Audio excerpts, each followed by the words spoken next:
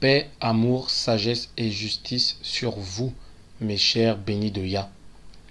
Les Bena Congo, les Bena Bantu, les Bana Zulu, les rois, les reines, les princes et les princesses, ceux qui sont appelés les enfants de Dieu, les Banayan Zambi. C'est à vous que s'adresse cette vidéo. Donc nous allons entrer dans un nouveau thème, d'accord, qui va mettre en lumière en fait les messages que nous trouvons dans le livre de l'Apocalypse, du chapitre 1 au chapitre 3, avec les 7 églises. D'accord. Mais avant d'entrer dans ces messages-là, nous allons d'abord identifier qui sont, d'accord, les destinataires de ce message, d'accord. À qui s'adresse ce message, d'accord, de ces 7 églises. Nous allons entrer en profondeur de ça et cela fera office de l'introduction justement de ce thème en question, d'accord. Donc comme j'ai dit, nous allons d'abord identifier et savoir en réalité de qui s'agit-il, de qui parle-t-on, d'accord, dans ce passage d'Apocalypse. Parce que quand on lit, surtout dans la langue française, comment ça a été traduit, on a du mal à comprendre et on nous induit en erreur. D'accord.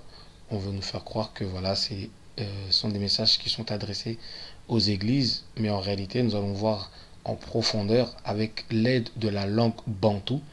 Ça va nous aider à comprendre de qui parle-t-on réellement dans ce passage, dans ce livre, dans la Bible carrément. Bon, on a une idée déjà parce qu'on a fait beaucoup de vidéos, aussi bien moi que mes frères et sœurs, et nous avons démontré que ce livre qu'on appelle la Sainte Bible, bien qu'elle ait été trafiquée, falsifiée, on sait que ce livre parle du peuple noir. D'accord. Donc on a démontré par A plus B, on a démontré la noirceur de Moïse, on a démontré la noirceur d'Abraham, on a démontré la noirceur de maître Issaïa, ce qu'on appelle Yeshua, on a démontré la couleur de Paul, on a démontré la couleur des fils de Sion, des nobles fils de Sion. Donc voilà, il y a une panoplie de preuves, d'accord, qui attestent que ce livre parle du peuple noir. Mais on va essayer d'aller en profondeur, dans une profondeur spirituelle et scientifique et historique, qui va nous maintenir dans cette vérité-là et qui va encore appuyer, qui va encore, comment dire, apporter une preuve supplémentaire sur ce que nous avançons. D'accord.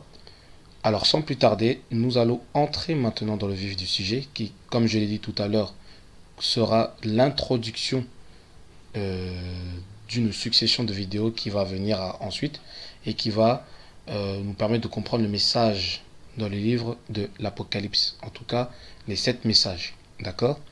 Alors, nous allons prendre, pour commencer, donc dans le livre de l'Apocalypse, au chapitre 1, versets 19 à 20, donc les 2 derniers versets. Et après, on remontera un peu plus haut pour donner un peu plus de précision sur le verset que nous allons lire maintenant. Donc je lis donc Apocalypse chapitre 1, versets 19 à 20.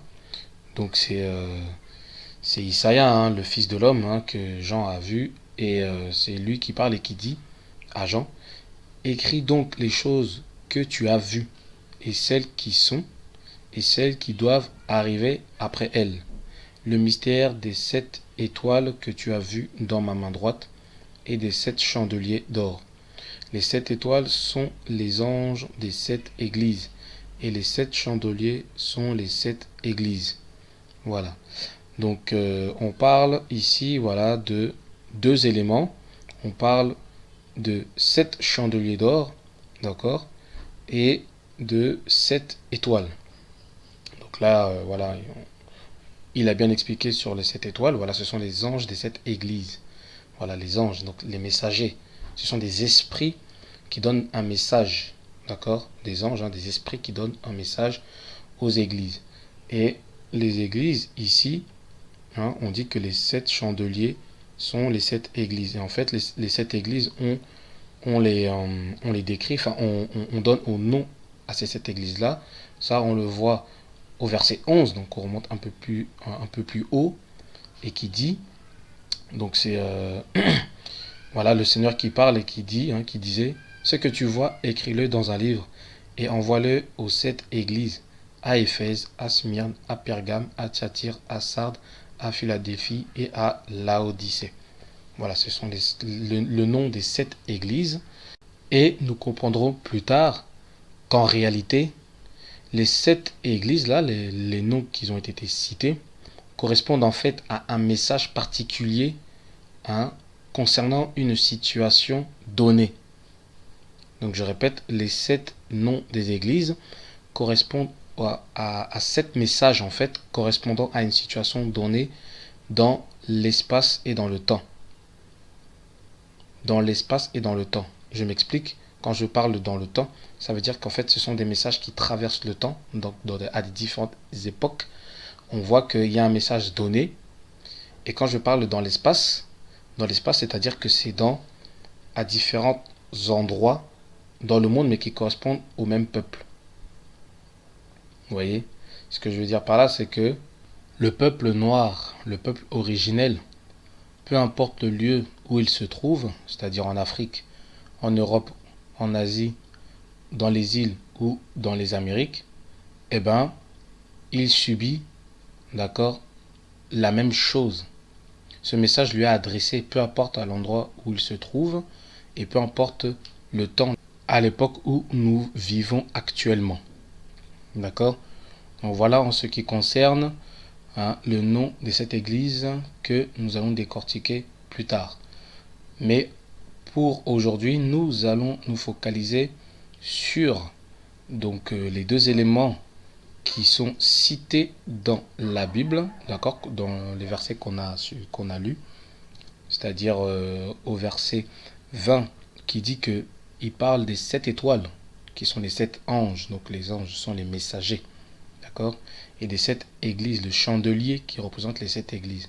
Bon, ici dans ce verset-là, on dit que les chandeliers ce sont les 7 églises, mais quand nous allons prendre certains passages où on parle des chandeliers, nous allons voir qu'en réalité, ça ne parle pas des églises. D'accord? Ça, les églises, c'était un trompe-œil, d'accord? Un trompe-oreille pour justement nous mener à confusion. Que le Yan Zambi parle justement des églises qu'on voit aujourd'hui. Donc c'est pour ça que les chrétiens d'aujourd'hui croient que ce sont des messages qui leur parlent, qui les correspondent en fait. Mais vous allez voir qu'en réalité, ce n'est pas le cas. Et on va voir de qui il s'agit. Donc pour cela, on va se focaliser sur les chandeliers. D'accord? Les 7 chandeliers, les chandeliers. Voilà. Qu'est-ce que ça signifie les chandeliers dans la Bible? Au départ, on va survoler justement ce livre. Donc nous allons aller d'abord dans le livre d'Exode. Exode chapitre 25 à partir du verset 31 au verset 40, à la fin du chapitre 25 si vous voulez. Je retrace l'histoire rapidement avant de lire le passage.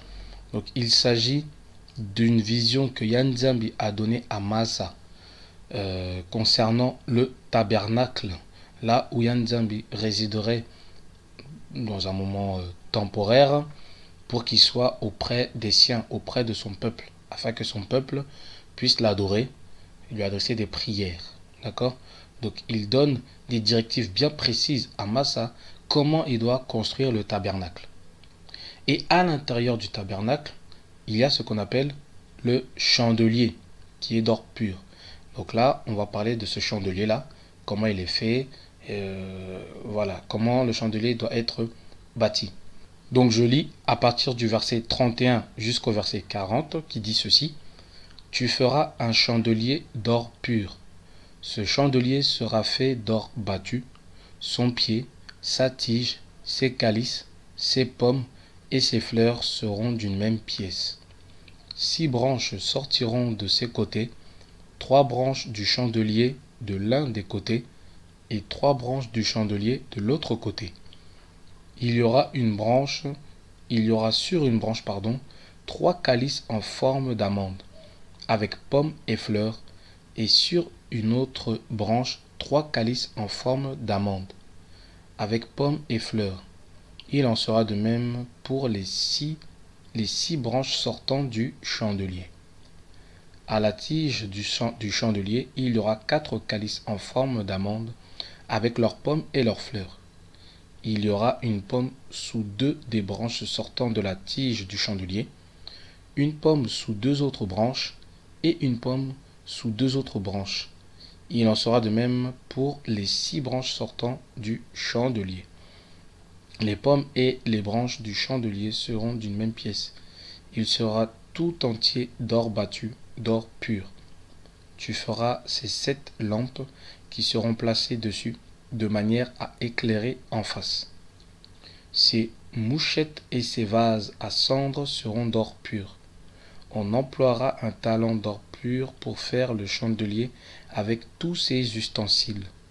Regarde et fais d'après le modèle qui t'est montré sur la montagne. Amen. Donc là, on parle, d'accord, c'est la première fois qu'on parle justement du chandelier. Voilà, donc c'est Yanzabi qui a fait, voilà, qui demande à Moïse de construire dans le tabernacle un chandelier.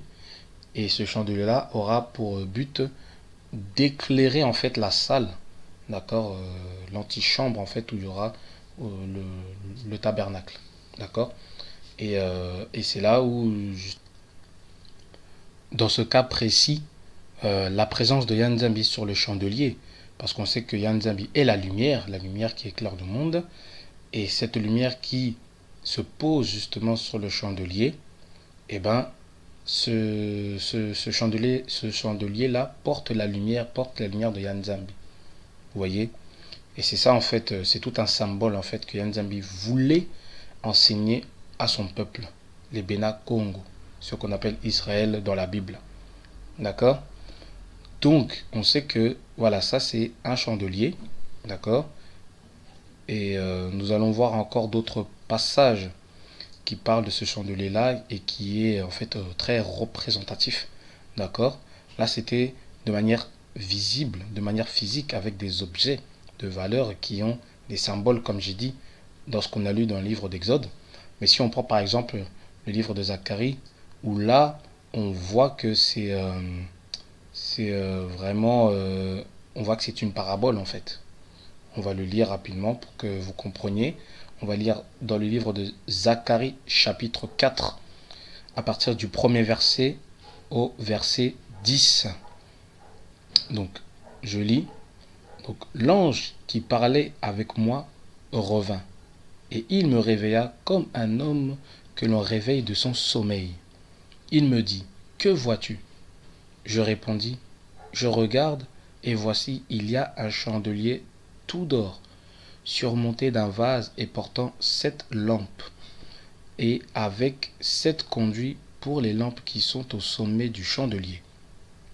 Et il y a près de lui 2 oliviers, l'un à la droite du vase et l'autre à sa gauche. Et reprenant la parole, je dis à l'ange qui parlait avec moi, que signifient ces choses, mon Seigneur?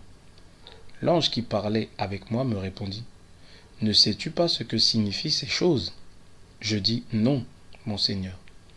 Alors il reprit et me dit, c'est ici la parole que l'Éternel adresse à Zorobabel. Ce n'est ni par la puissance ni par la force, mais c'est par mon esprit, dit l'Éternel des armées. Qui es-tu, grande montagne, devant Zorobabel? Tu seras aplani. Il posera la pierre principale au milieu des acclamations. Grâce, grâce pour elle. La parole de l'Éternel me fut adressée en ces mots. Les mains de Zorobabel ont fondé cette maison, et ses mains l'achèveront. Et tu sauras que l'Éternel des armées m'a envoyé vers vous. Car ceux qui méprisaient le jour des faibles commencements se réjouiront en voyant le niveau dans la main de Zorobabel. Ces 7 sont les yeux de l'Éternel qui parcourent toute la terre. Amen. Donc là, voilà, on voit que en fait c'est donc Zacharie qui a eu une vision. Et c'est l'ange qui lui interprète, enfin qui lui montre d'abord la vision, qui demande à Zacharie justement l'explication, qui, qui répondra qu'il ne saurait expliquer cette explication, enfin cette vision-là, et l'ange après lui donne cette explication-là, hein, à savoir hein, le chandelier, la signification du chandelier tout d'or, et qui porte 7 lampes. Voilà, c'est le même chandelier qu'on voit dans Apocalypse et qu'on a vu aussi dans Exode. Et quand on comprend après la signification, quand on lit par exemple au verset 6, hein, d'accord, et qui dit que, voilà, et que l'ange reprit, hein, il dit, c'est ici la parole que l'Éternel adresse à Zorobabel, ce n'est ni par la puissance ni par la force, mais c'est par mon esprit, donc l'esprit de l'Éternel, d'accord. Qui es-tu, grande montagne, devant Zorobabel, tu seras aplani. Après, si on saute au verset 9, on dit que les mains de Zorobabel ont fondé cette maison. Hein, et cette maison-là, on sait que la maison, ça représente, ça symbolise, c'est pas une véritable maison, hein, ça symbolise le peuple. Hein, le peuple qui, en fait, bon, après, il faut connaître l'histoire. En fait, l'histoire, c'est qu'ils sont partis sous, euh, en 2 groupes. Le premier, c'est Esdras, après Néhémie. Et, euh, et en fait, ils sont retournés, ils étaient déportés, en fait. D'accord, ils étaient déportés hors de leur terre, et là ils sont retournés dans leur terre en fait. D'accord. Donc c'est le premier retour de leur terre. Et ça, c'est la préfiguration de ce qui va se passer dans le temps que nous vivons, où il y a eu des dispersés de partout, et qui reviendront dans la terre mère, dans la terre sainte, dans la terre d'origine, où là Yanzambe avait choisi pour faire résider son nom. Et on sait très bien où ça se trouve, c'est au-delà des fleuves de l'Éthiopie, donc c'est dans l'Afrique centrale hein, jusqu'à l'Afrique du Sud. Voilà. Et ça, en fait, c'est une préfiguration de l'histoire qui s'est passée avec Zorobabel et avec Esdras, Néhémie, tout ça, qui sont retournés, hein, qu'ils étaient captifs, hein, donc ils étaient en captivité, ils sont retournés, donc les enfants d'Issolélé, les enfants les Benabantou, ils sont retournés et en fait, ils ont rebâti la nation. Et ils ont commencé d'abord par rebâtir en tout premier lieu le temple, d'accord, le temple qui représente le cœur de l'homme. Et ensuite, ils ont rebâti pardon, la ville, et ses murailles et ses frontières, jusqu'à ce que, voilà, ils ont rétabli, voilà, les frontières du royaume des Benakongo, d'accord, le royaume d'Issolélé. Voilà, c'est ça un peu l'histoire. Et en fait, dans leur processus de rétablissement de ce royaume, eh ben, ils ont eu des obstacles, voilà, ben, comme toujours, hein. Ils ont des obstacles, ils ont des épreuves, d'accord, ils ont des personnes qui cherchent à les empêcher justement à venir à bout du projet que Yann Zambi leur avait mis à cœur de rebâtir. Et justement, en fait, c'était un message pour fortifier en fait Zorobabel. D'accord. C'est pour ça qu'on dit que voilà, les mains de Zorobabel ont fondé cette maison, donc ce peuple, hein, parce il était le dirigeant, il était le chef du peuple en fait, donc un peu comme le roi. Hein. Il n'y avait plus de roi à ce moment-là, mais il représentait, il symbolisait ce roi-là. D'accord. Et on dit que les mains de Zorobabel ont fondé cette maison, donc cette nation, et ses mains l'achèveront. Et tu sauras que l'Éternel des armées m'a envoyé vers vous. Car ceux qui méprisaient le jour des faibles commencements se réjouiront en voyant le niveau dans la main de Zorobabel. Voilà. Donc il y a des personnes, à l'image des Zorobabel de notre époque à nous, qui vont rebâtir le royaume Congo, d'accord, les Bena Congo, les Bena Zulu, et, et ils auront des obstacles, hein, comme on voit, comme toujours, hein, il n'y a rien de nouveau sous le soleil. Et nous aurons la main de Yanzambi qui nous aidera justement à achever cette œuvre. Vous voyez. Et après on dit que voilà les sept, hein, lumières, hein, les sept lumières, hein, ou les 7 tiges du chandelier, ce sont les yeux de l'Éternel qui parcourent toute la terre. D'accord. Donc c'est la lumière qui éclaire le monde et ça lui permet de voir et que rien ne lui soit caché. Donc en fait, si on comprend bien, c'est que les yeux de l'Éternel qui sont sur le chandelier qui représente en réalité le peuple de Yanzambi. Vous voyez. Lui qui est la lumière, et cette lumière qui se repose sur le chandelier qui représente le peuple, et son peuple qui est éclairé est censé éclairer maintenant le monde. Voilà le plan initial de Nzambi. Quand il a formé la terre, quand il a formé les hommes, qu'il les a créés, il s'est choisi un peuple, et ce peuple-là avait pour objectif d'éclairer le monde et de montrer au monde à adorer et à se confier au Nzambi Pungu Tulendu, ce créateur de l'univers. Vous voyez? Donc c'était ça le plan quand on parle des chandeliers avec la lumière. On va aller rapidement dans l'Apocalypse parce que c'est un passage qu'on n'a pas lu pour que vous compreniez là où je veux en venir. On va aller dans Apocalypse, d'accord? Apocalypse, donc au chapitre 1, d'accord?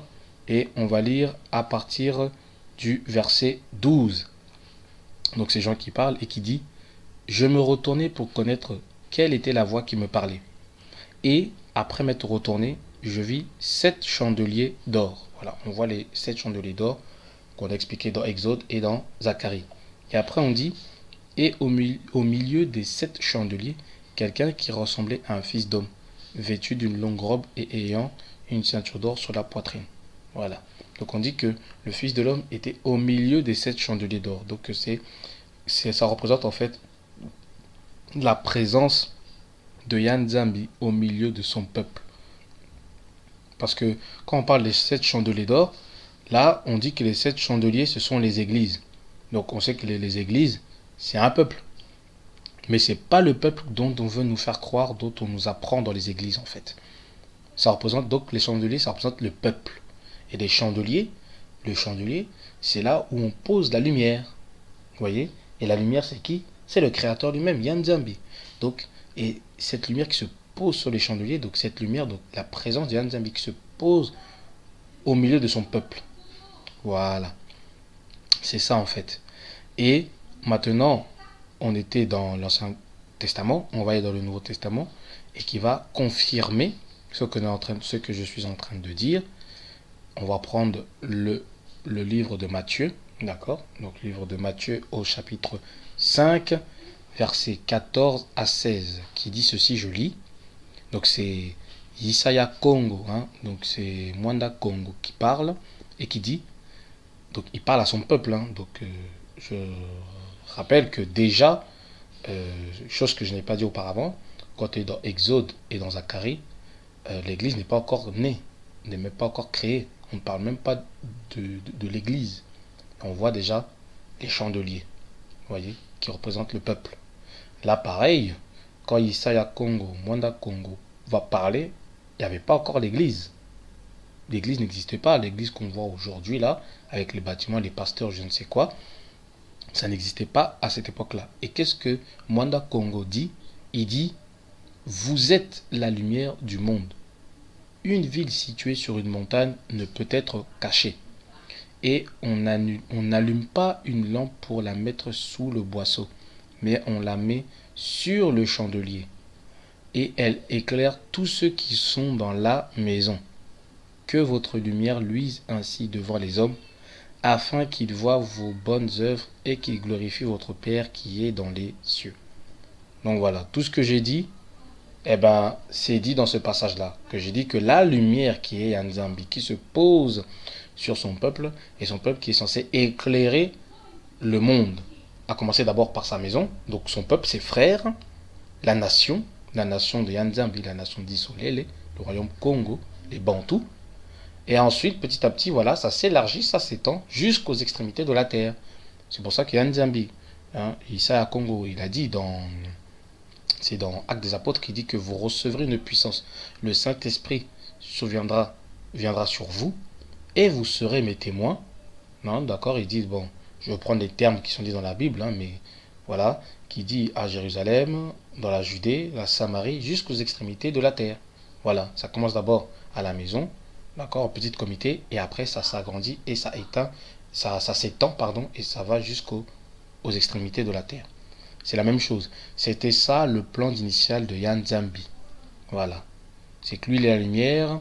Il a voulu se servir d'un chandelier dans le monde, donc son peuple, pour porter cette lumière-là. Les porteurs de lumière. Vous voyez? Et c'est ça que Isaiah Congo, il rappelle à son peuple. Donc là, je dis bien, hein, il parle aux ceux qu'on appelle les Israélites, d'accord, hein, les Benabantou, hein, les Israélites. Il parle à eux, il parle pas aux églises, il parle pas à l'église, aux pasteurs, aux prêtres, aux apôtres, aux prophètes ou je sais pas qui. Là, il parle à son peuple quand il est en haut de la montagne et qu'il fait ce sermon-là, qui dit heureux les pauvres, les esprits, car le royaume de Dieu sera à eux, etc. Il dit toutes ces choses-là. Et après, il dit vous êtes la lumière du monde. Vous êtes la lumière du monde. Et il dit que votre lumière, donc la lumière, la présence de Nzambi en vous, luise ainsi devant les hommes. Là au verset 16, je suis, afin qu'ils voient vos bonnes œuvres et qu'ils glorifient votre Père qui est dans les cieux. C'est-à-dire qu'à travers nous, à travers les Benabantou, le monde va glorifier le Père. Parce que c'est nous qui sommes censés montrer, grâce à la lumière d'Nzambi, montrer le Père, montrer le Créateur. Voilà. Donc là, on comprend bien que c'est le peuple bantou. Et je vais aller plus loin. Là, j'ai pris les Écritures. Maintenant, je vais prendre la langue bantou elle-même qui va confirmer ce que je suis en train de dire. Parmi la langue bantou, je vais prendre la langue que je connais le mieux, c'est le lingala. D'accord? Donc dans le lingala, si on étudie bien les mots, les syllabes des mots, vous allez voir que c'est très riche en explications en profondeur spirituo-scientifique. Je m'explique par là. Comment dit-on un noir en lingala? Le mot noir en lingala, c'est moindo. D'accord? Donc il faut savoir qu'en réalité, le mot moindo en lingala ne veut pas dire noir. Hein? Ça ne veut pas dire la couleur noire. En tout cas, le mot moindo, vous allez comprendre pourquoi on l'attribue à un noir. Le mot moindo, donc, il se coupe en 3 syllabes, d'accord, qui sont mo, yi et ndo, d'accord. Alors, mo, yi, ndo, donc mo, qui signifie, hein, on l'avait déjà vu, je vous avais expliqué ça dans une de mes vidéos, mo qui signifie issu de, venu de, en fait c'est la source. Le mot, ça veut dire c'est la source en fait. D'accord? Le yi qui peut aussi être traduit par le ki. D'accord? Le ki, c'est plus en kikongo. Et le ki, ou le yi, c'est en fait l'énergie vitale. D'accord? C'est l'énergie qui donne la vie. L'énergie qui donne la force. La force spirituelle. D'accord? Donc quand vous dites par exemple moi, donc on a moindo, voilà, d'accord? Mais si on prend juste les 2 premières syllabes qui sont moi, c'est le soleil en lingala. Ça veut dire le soleil. Et c'est le soleil qui donne le jour, la journée, qui donne sa chaleur, qui donne sa nature, sa source, sa force. Est-ce que vous comprenez? Moi, c'est la journée, mais c'est aussi le soleil. D'accord? Donc on a traduit le mot, on a traduit le yi, qui est l'énergie, et le ndo, en fait, ça peut être le ndo, ça peut être aussi le nda ou le ndé. En fait, ça ce sont en fait la représentation physique de la chose. Vous voyez? C'est la matière physique, la matière palpable. Le ndo, le nda ou le ndé. Et vous allez comprendre, quand je dis par exemple moindo, ça veut dire en gros, c'est la matière qui est issue d'une énergie. C'est une matière qui reçoit l'énergie. C'est ça que ça veut dire un moindo. Et là, dans le contexte de moindo plus précisément, comme j'ai dit moi, c'est le soleil. Donc le moindo, c'est celui qui est issu du soleil. Est-ce que vous comprenez? Et moindo, le ndo, si on le transforme en da, ça donne moinda. Moinda, pour ceux qui connaissent le lingala, moinda, ça veut dire la lumière. Quand tu dis à quelqu'un pelisa moinda, ça veut dire allume la lumière. Ou sinon boma moinda, c'est-à-dire éteins la lumière. Donc vous avez le mot moindo ou moinda. C'est la même chose, avec les mêmes racines, qui signifie en fait une source énergétique qui produit la lumière. Est-ce que vous comprenez? Et ce mot-là, moindo, on l'attribue à un homme noir, à un Africain, si vous voulez. C'est pour ça qu'on comprend maintenant le contexte biblique quand Isaiah Congo, Mwanda Congo, il dit que vous êtes des moindo. D'accord? Donc le mot en pluriel, c'est ba. Donc baindo. Vous voyez? Mais dans le singulier, c'est moindo. Et en fait, c'est là où on comprend qu'il est en train de rappeler leur identité originelle. Vous êtes des noirs, mais pas le noir dans le sens de la couleur. C'est dans le sens où vous êtes des êtres de lumière. Parce que moindo, comme je dis, voilà, c'est les êtres solaires, les êtres qui lumineux. C'est comme moinda, la lumière.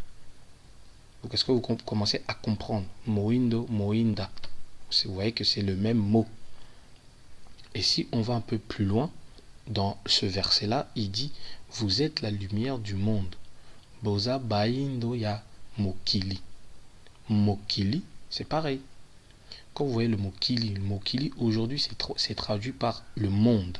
Le monde aujourd'hui, tout ça. Mais quand on va en profondeur de ce mot-là, c'est pareil. Tu peux le composer en 2 syllabes. C'est-à-dire mo et kili. Pour ça, c'est dans ma connaissance à moi. Mais je sais qu'on peut aller encore plus loin. Mais moi, dans ma connaissance à moi, mo kili. Donc, mo, comme j'ai dit tout à l'heure, c'est la source. C'est venu de, issu de. D'accord? C'est l'origine. Et kili, en lingala, quand tu dis kili, par exemple, quelqu'un qui est aza kili kili, ça veut dire qu'il est, il est désordonné. Ça veut dire qu'il mène une vie de désordre. Dans le sens où la débauche, voilà, il est dans les magouilles, il mène une vie de malhonnête. On dit aza kili kili. Donc kili kili, mo kili, ça veut dire c'est le désordre en fait, issu du désordre, d'accord, qu'on peut traduire dans la langue khazare hébraïque, le tohu bohu.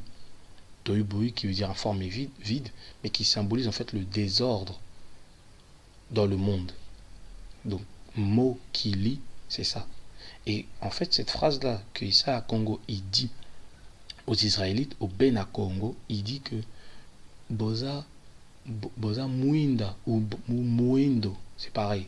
Boza muinda yamokili. Donc vous êtes la lumière dans ce monde de désordre. C'est pour ça que vous êtes censé mettre de l'ordre dans ce monde. Il faut que les hommes vous suivent. C'est pour ça qu'on dit que la spiritualité Congo, la sagesse et la connaissance Congo, c'est ça qui est la base, qui a été la base de la civilisation égyptienne et qui, elle, à son tour, a été la base de la civilisation dans le monde entier. En Europe, et puis l'Europe a influencé le monde, en Amérique, en Asie, etc. Mais la source, la base, ça vient des Bena Congo, ce qu'on dit les enfants d'Israël, les Israélites de la Bible, les véritables Israélites de la Bible. Voilà la vérité de l'histoire des chandeliers qui sont tout un symbole qui représente en fait les Bantous en fait, les Bena Congo, qui sont la lumière. Moindo, Moinda, gardez ça en tête. Ceux qui sont congolais qui comprennent le lingala, ils vont comprendre ce que je veux dire par là. C'est pour ça que j'ai une phrase en tête de Mfumu Kimbangu qui dit qu'il est important que les langues maternelles soient parlées aux enfants pour qu'ils connaissent la langue. Vous voyez? Bon, pas besoin de se référer à Simon Kimbangu de ce qu'il a dit. On sait très bien que la culture d'une personne est très importante, surtout la nôtre africaine, parce qu'elle est riche en sciences. La langue est, notre langue en tout cas, la langue bantou, est une science et c'est une spiritualité à elle-même. La langue même, je parle de la langue, c'est une langue spirituo-scientifique qui est très importante, qui a une signification sur chaque mot et qui a un sens profond, spirituellement profond dans chaque mot, dans chaque syllabe. C'est très important. C'est pour ça qu'il faut étudier. Non seulement il faut la parler, c'est très important de la parler, de la comprendre, mais de l'étudier maintenant, étymologiquement, et aller à la source des mots, des syllabes de langue bantou. Vous allez vous rendre compte que elle est merveilleuse, cette langue bantou, que ce soit le lingala, le kikongo, le kiswahili, ou le bassa, ou le chiluba. Toutes ces langues-là, les langues bantou, sont des langues riches.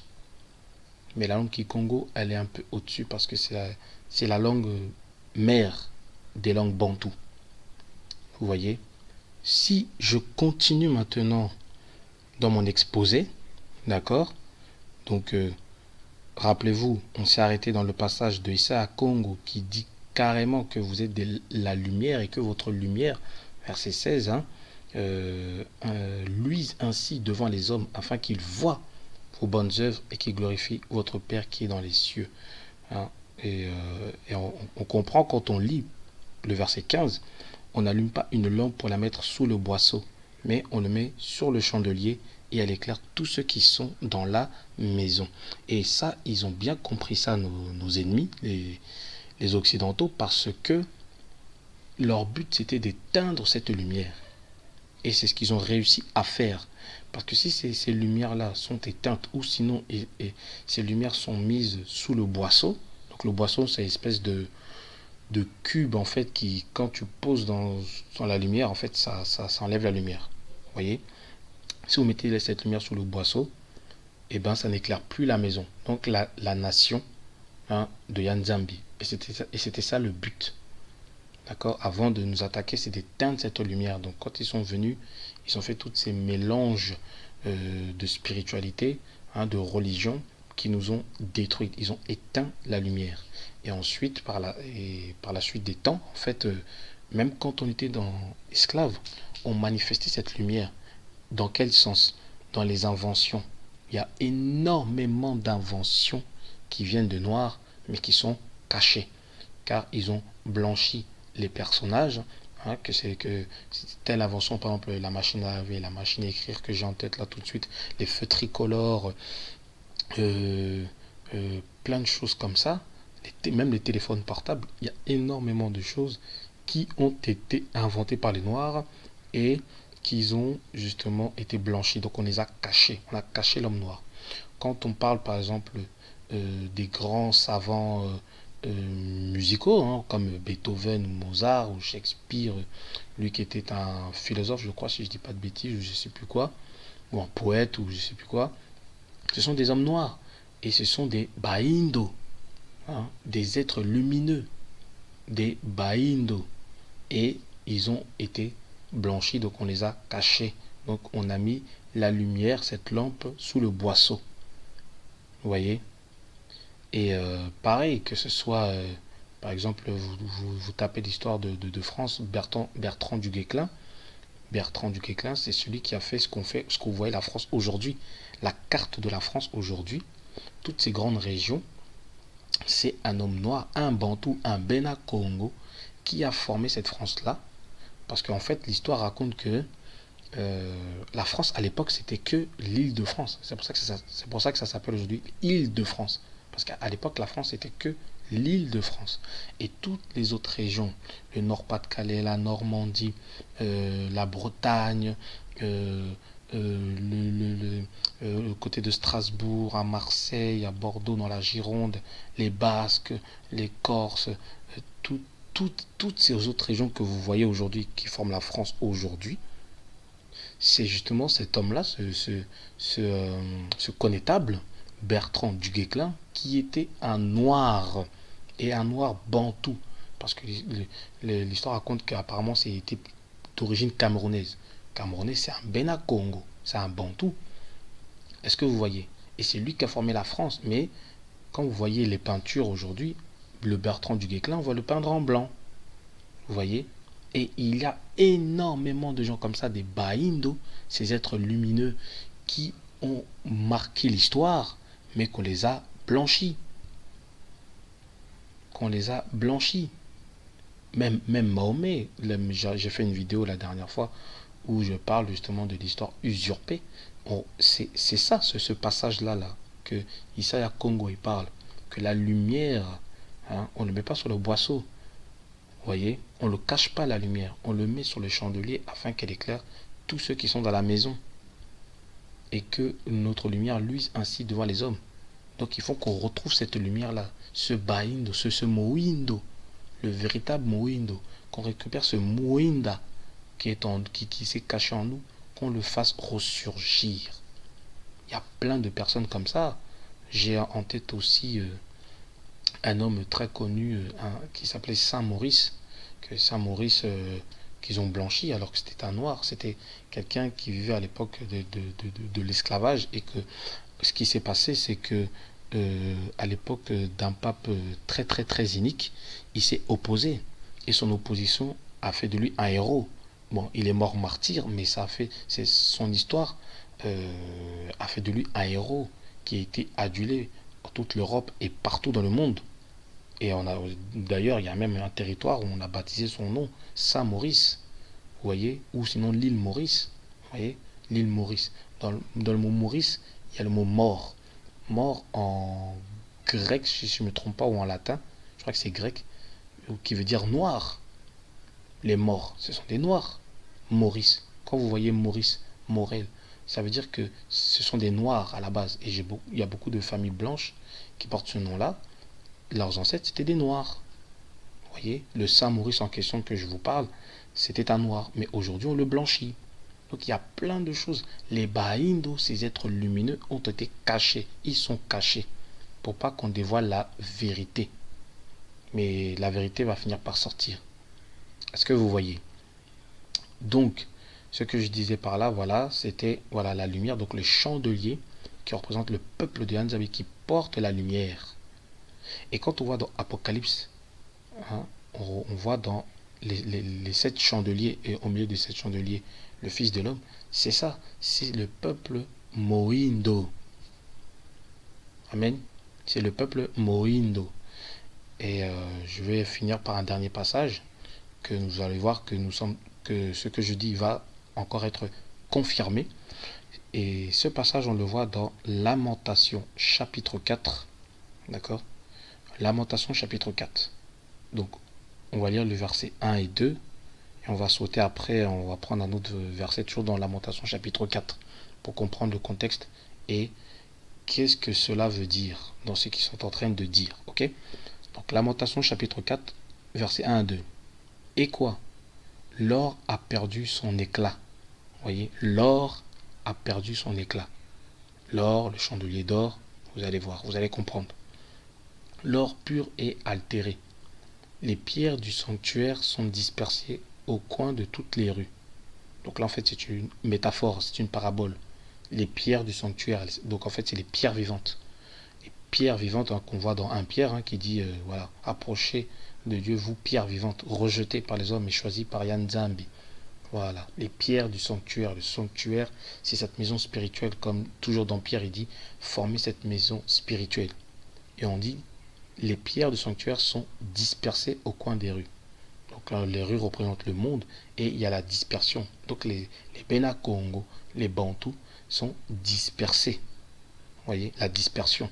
Vous voyez, là il parlait en parabole. La dispersion du peuple de Yanzambi.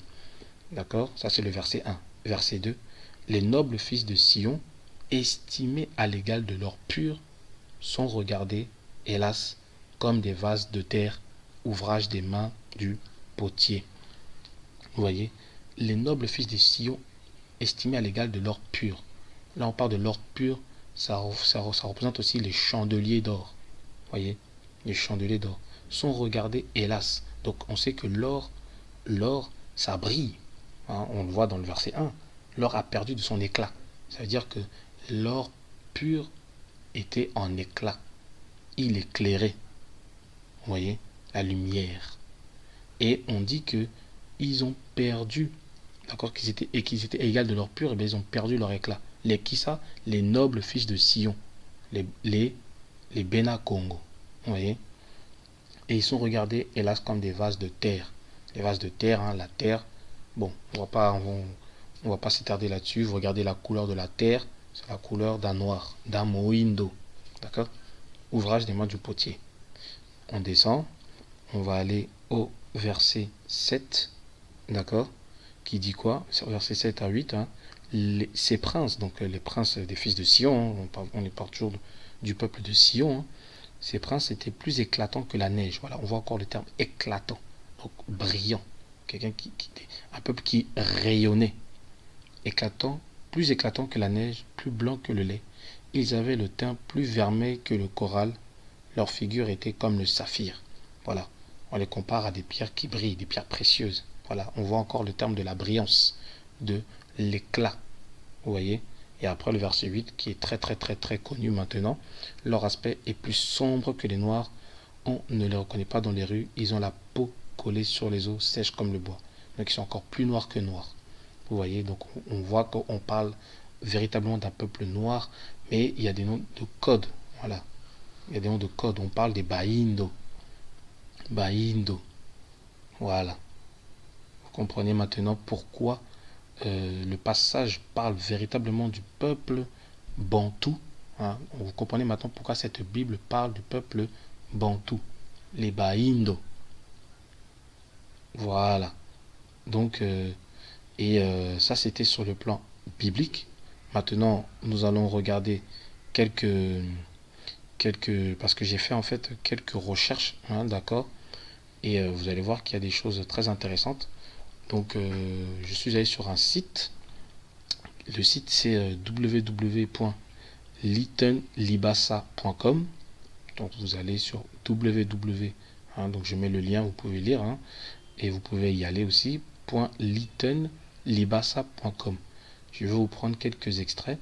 On va regarder ensemble qu'est-ce qu'il en dit, de quoi il s'agit, et on va voir si ça confirme ce que je dis ou pas. Donc, je vous lis quelques petits passages que j'ai retenus sur ce site-là. Et après, vous pourrez lire tout en entier. C'est un article qui est assez long, mais bon, je ne vais pas trop m'attarder dessus. Donc, je prends quelques passages clés par rapport au thème que je suis en train d'exposer. D'accord? Donc, ça parle justement de la signification du Dieu suprême Bantou, hein, du Nzambi. Nzambi à Bantou. Ok? Et on dit que le Kwanzaa des peuples Kamet et la Ménorah du peuple hébreu sont basés sur le chiffre 7. D'accord? Donc les Kwanzaa, je vais expliquer après tout à l'heure qu'est-ce que c'est que le Kwanzaa, le peuple Kamet, le peuple noir, et le Ménorah, en fait ça parle c'est le chandelier en fait, du peuple hébreu. Donc hébreu, on sous-entend bien entendu, on parle des Khazars, d'accord? Et pas le véritable peuple hébreu, mais des Khazars. Ils sont basés sur le chiffre 7. L'origine de ce symbolisme remonte dans l'Égypte pharaonique, plus précisément à la période des textes de pyramides qui sont considérés comme le plus ancien ensemble d'écrits religieux au monde. Vous voyez, les premiers textes ou dessins en langage hiéroglyphe sont apparus vers moins 2400 sur les murs de la pyramide du roi Ounas de la 5e dynastie officielle, règne de moins 2397 à 2364 avant notre ère. Donc là, hein, on parle justement des origines des pratiques religieuses, hein, qui sont à l'origine issues du peuple kamite, du peuple noir. D'accord? Et ils sont en train de faire une similitude entre dans la religion khazarienne et dans la religion kamite. D'accord? Donc, bon, eux qui ont, on va dire, les Khazariens qui ont la Torah, d'accord? Et la Torah fait partie de la Bible, et puis des pratiques de nos ancêtres. Donc, ça, on revient encore sur le thème de mes précédentes vidéos, hein, le rapport entre les Bakoko, nos ancêtres, et la Bible. Et c'est cette comparaison-là que je suis en train de dire. Mais il dit que l'origine justement de ce symbolisme, quel symbolisme? De ce chandelier, d'accord, de ces chandeliers d'or, ça remonte de l'Égypte pharaonique. D'accord? Donc je poursuis mon extrait du site.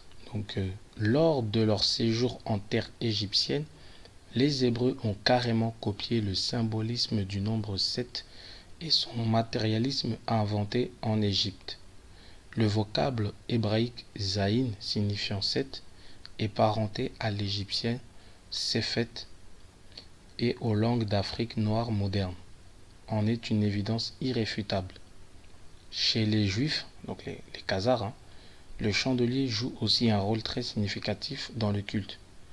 On appelle ce chandelier une menorah, donc ce que j'ai lu tout à l'heure. Voilà, ce chandelier-là, ça s'appelle le menorah d'après les Khazariens. Donc, c'est un candélabre à 7 branches pour rappeler les 7 jours de la création et pour signifier que tout vient de Yanzambi, donc de Dieu, et que tout retourne à Dieu, Nzambi. C'est Dieu qui donne la lumière, donc voilà, on voit encore la lumière, c'est Dieu qui donne la vie. Chandelier à 7 branches en or, il était en relation exclusive avec le tabernacle. Un peu plus bas, ce chandelier est d'origine égyptienne. Mésode et Roger Sabat rapportent à propos que chandelier en hébreu se dit menorah, ayant pour racine Amon et Ra, émanation, illumination d'Amon-Ra. La lumière centrale s'appelle Shamak, le soleil. Voilà, donc on voit toutes sortes de symbolisme en rapport avec le soleil, la lumière, d'accord, et le chandelier. Donc le chandelier a pour symbole, voilà, la lumière, la lumière représentant Yanzambi, et le chandelier qui représente ceux qui portent Yanzambi, les porteurs de lumière. Voyez, et voilà, nous, on le dit, on a un mot spécifique pour ça, c'est Baindo, Moindo, Moinda. Qu'est-ce que le Kwanzaa? Donc le Kwanzaa est une fête des Afro-Américains qui se tient pendant la semaine du 26 décembre au 1er janvier. Donc, nous allons voir ses origines. Kwanzaa a été créé en 1966 par l'activiste afro-américain Ron Karenga. Son but originel était de promouvoir et réaffirmer les liens entre les Noirs d'Amérique et l'Afrique pour se démarquer des fêtes de Noël apportées par les Blancs européens. Le mot Kwanzaa est dérivé de l'expression Matunda ya Kwanza en langue de la famille bantou, ici le cas de Swahili, ce qui signifie premier fruit. Il vient du verbe bantou, ici dans sa version Luba, Lulua, Lunda, Songwe, Bemba, Anza. Commencer le premier, procéder, faire d'abord. Voilà, ça veut dire tout ça. Le choix d'un mot de la grande famille linguistique bantou, partant du sud du Nigeria, du Tchad, du Soudan et de l'Éthiopie jusqu'en Afrique du Sud, illustre son importance en tant que symbole du panafricanisme des années 60 et sa popularité aux États-Unis. Les préconisateurs de Kwanzaa s'inspirent des fêtes agricoles africaines suivant les récoltes, source des liens sociaux traditionnels africains. La fête des prémices ou des premières récoltes est répandue partout dans la zone dite bantou. Les noms mangent, mais l'événement est célébré partout. Amen. Donc voilà, là on voit exactement ce qu'on voit dans la Bible quand on parle de la fête des prémices. Et là on voit pareil qu'ils font les prémices, ça c'était une culture bantou. Et voilà, vous pouvez voir aussi par rapport à travers l'image, on voit cette femme qui met justement les bougies qui symbolisent les chandeliers avec les fruits et tout ça. Et ça c'était une pratique bantou. Et on le voit aussi dans la Bible, cette pratique-là. Ce qui prouve que nous sommes véritablement les Israélites, les Bena Zoulou, les Bena Congo, les Bantous. Vous voyez? Donc le Kwanzaa, c'est ça le Kwanzaa. Et ça remonte depuis l'Égypte pharaonique, même bien avant. Depuis les peuples Congo qui étaient venus sur terre, en Afrique, Bantou. Vous voyez? Donc c'est important de connaître le passé, d'étudier et faire des recherches sur le passé pour qu'on comprenne qui sommes-nous. Vous voyez? Je vais vous donner un dernier élément qui va encore prouver que ce que je dis est fondé. Donc sur Google, vous tapez les Éthiopiens de la mythologie grecque. Donc vous allez entrer après sur le site de Wikipédia et ils vont dire quelque chose qui met quand même la puce à l'oreille. Donc les Éthiopiens dans la mythologie grecque, d'accord, donc d'après Wikipédia, qui dit que l'étymologie généralement retenue du nom éthiopien, visage brûlé, fait voir en eux des populations à la peau foncée.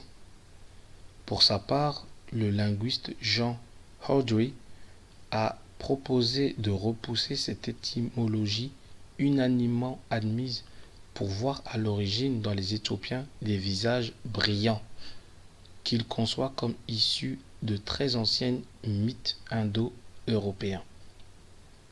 Donc je répète encore pour la dernière phrase qui dit que pour sa part le linguiste Jean Houdry a proposé de repousser cette étymologie unanimement admise pour voir à l'origine dans les Éthiopiens les visages brillants, des visages brillants qu'il conçoit comme issus de très anciens mythes indo-européens. Vous voyez? Et là, ils sont en train de dire que l'étymologie de mot éthiopien vient en général de la définition de visage brûlé. Mais d'après Jean Houdry, et peut-être aussi d'autres personnes, qui voient que, en fait, dans les Éthiopiens, le mot éthiopien veut dire aussi visage brillant. On voit encore la brillance, l'éclat, comme on a vu dans la Bible, et on a vu même dans la langue bantou, Moindo, qui fait référence aussi à la lumière, à la brillance. Est-ce que vous voyez? Donc ce n'est pas un hasard, mes bien-aimés. Tout ce qui est dit, tout ce que j'ai dit, c'est pas à hasard. Donc tout ceci, c'était pour montrer que nous sommes véritablement le peuple dont parle la Bible, mais on ne réalisera pas si on ne revient pas dans nos langues maternelles, nos langues d'origine, qui est la langue bantou.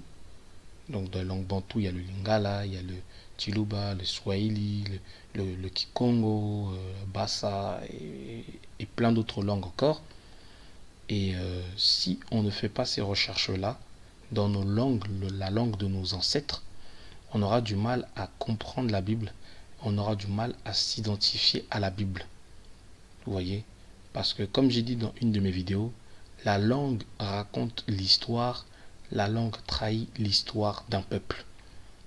On peut retracer l'histoire d'un peuple grâce à sa langue. D'ailleurs, un de mes prochains thèmes de vidéo, ça parlera justement de l'influence de la spiritualité Congo dans le monde. Vous allez voir en Europe, dans les îles, en Asie, partout, même en Afrique, la terre kamite, la spiritualité Congo, elle est à la source, elle est à la base de toute civilisation, de toute culture et de toute spiritualité dans le monde. Et ça sera un de mes prochains thèmes. Mais pour le moment, le thème c'est les messages cachés, la révélation des messages cachés dans l'Apocalypse. Et je voulais d'abord qu'on identifie les personnes à qui étaient adressés ces 7 messages. D'accord? Donc on parle des chandeliers, les 7 églises, mais en fait, ce n'est pas les églises. Les 7 chandeliers là, les chandeliers d'or, ce n'est pas les églises. Donc là, j'ai bien prouvé que déjà, quand on parlait des chandeliers à l'époque, ça vient de la source de la terre kamite, donc des noirs même. Vous voyez? Des noirs même. Et ensuite, voilà, c'est parti justement avec les Bena Congo qui ont suivi ça, conduits, guidés par Yan Zambi, pour symboliser tous ces éléments-là, mais qui représentaient son peuple.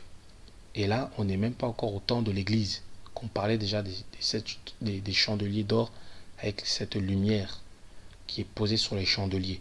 Donc on ne peut pas parler de l'église. Donc on voit qu'il y a eu falsification vers ce passage-là de l'Apocalypse.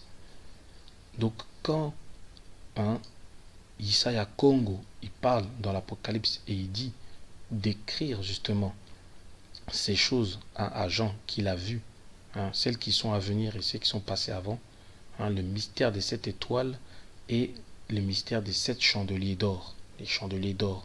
qui parle de son peuple.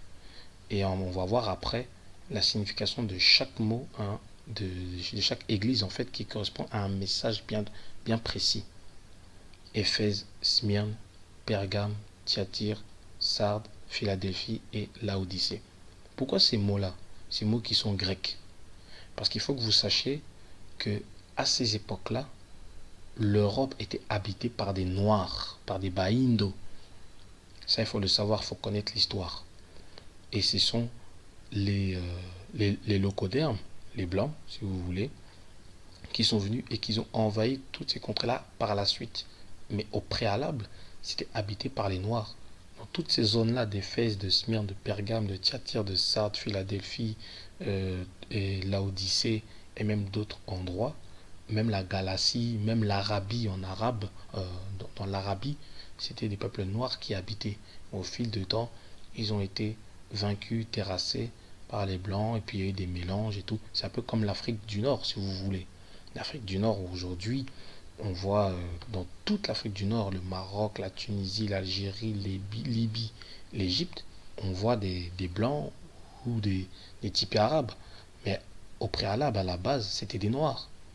Mais l'histoire a fait que voilà, il y a eu des conquêtes de terrain et le mot Indo, l'être lumineux, a perdu justement du territoire, ce qui fait qu'après ça a été occupé par les Blancs. Mais c'est pour ça que même Paul il partait dans les endroits là-bas en Asie, en l'Asie mineure, en Europe, parce que là-bas c'était les Baïndo qui étaient là-bas. Vous comprenez? Donc ainsi s'achève la vidéo. Comme je l'ai dit au tout début, ce n'est que l'introduction. Et dans l'introduction, j'avais envie de révéler en profondeur les véritables peuples de Nzambé. On le sait, on le savait que ça parlait du peuple de Nzambé, mais en prenant Bible à l'appui et avec la culture et l'histoire ancestrale, hein, on les met en parallèle pour mieux comprendre que et pour attester, d'accord, de manière solennelle et véridique que ça parle véritablement de nous, en prenant des symboles comme le chandelier. Est-ce que vous voyez? Et maintenant, dans les prochaines vidéos, on va parler maintenant de ces messages et vous allez comprendre et vous allez voir vous-même l'évidence que ces messages nous étaient adressés par Yann Zambi lui-même. D'accord? Donc, je rends gloire à Yann Zambi Pungu Tulendo, je dis Ingeta. Pour vous, mes bien-aimés, je vous dis paix, amour, sagesse et justice sur vous et soyez infiniment bénis.